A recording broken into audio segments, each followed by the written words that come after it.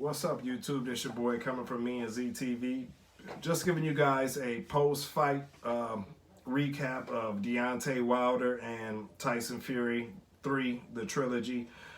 I had to take my time to make this video because I don't like to be a prisoner of the moment and just say what I feel exactly right then and there. I need time to digest it. So after my time of watching it again and thinking about it, clearly, I mean, Deontay Wilder, I have nothing but respect for that guy. He still is what he is.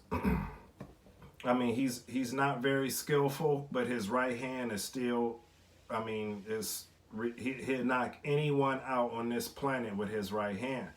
Now, he had a game plan for this fight, obviously, and it's about 2 or 3 rounds, and then it's kind of like what Mike Tyson says. Everyone has a plan until they get punched in the mouth.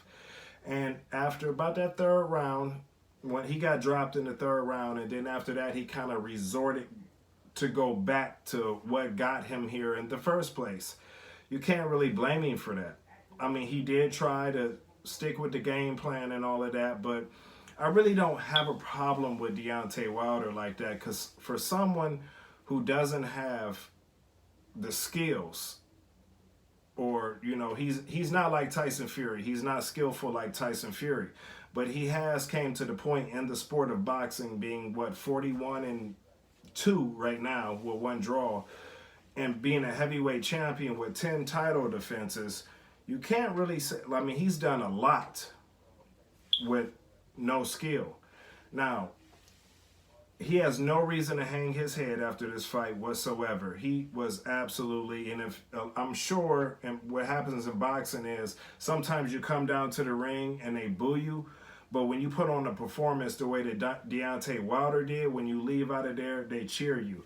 And he deserved it. He absolutely deserved it. I mean, he lost the fight. He's not better than Tyson Fury, and there's no shame in that. There's no shame in that, because right now, Tyson Fury is the best heavyweight on the planet. And in that fight, Wilder, he got his 2 knockdowns in the 4th round, and for a second there, I almost thought he was going to get Tyson Fury out of there. I couldn't believe it. My pick was Tyson Fury by late KO, or Fury to win a unanimous decision, and for a second there, I thought that was all up in smoke, but obviously, I mean, Fury is special.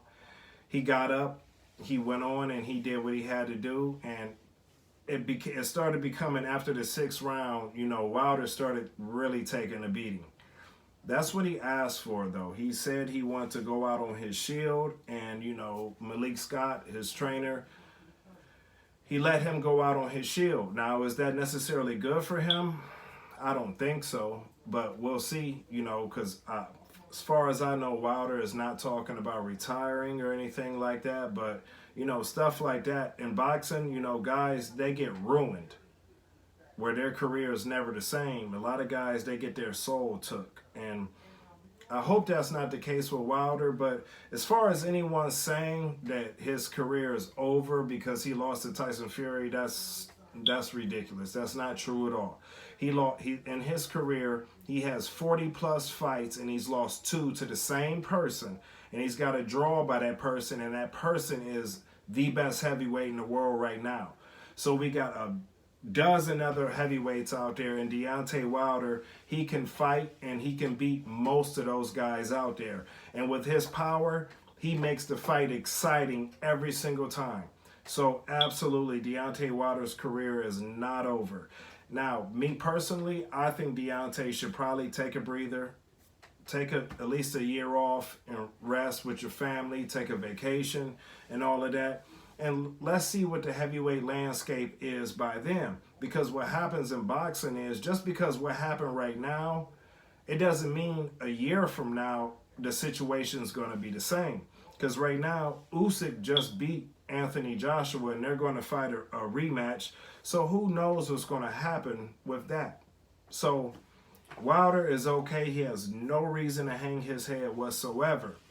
Now, Tyson Fury, man, this guy is special. I do think he is the best heavyweight on the planet right now. Now, he has for this fight, he started off kind of sluggish to me. He didn't really look the same, and maybe he was trying to process those body shots by Wilder. Maybe he wasn't expecting it.